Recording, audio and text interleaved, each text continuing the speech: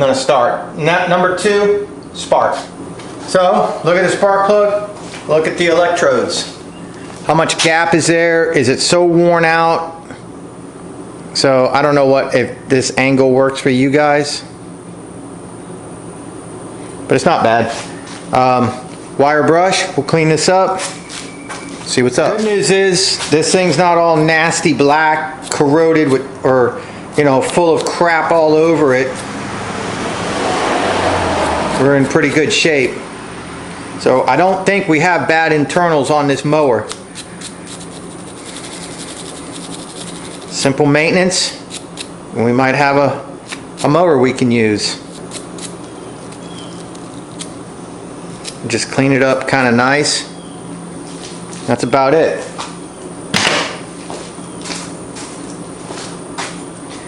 Now you put your boot on,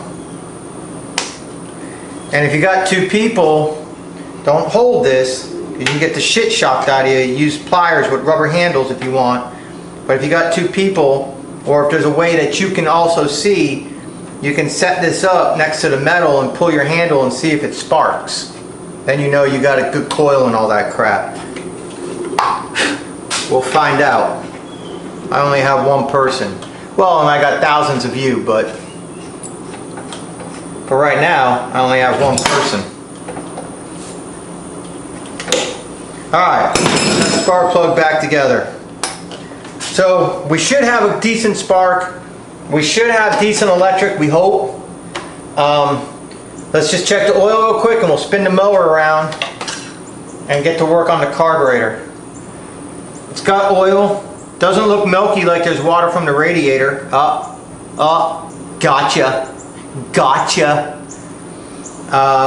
Oil actually doesn't look too bad, to be honest. I did look underneath. There is a blade, so that's good. It's good news. Let's get into this carburetor.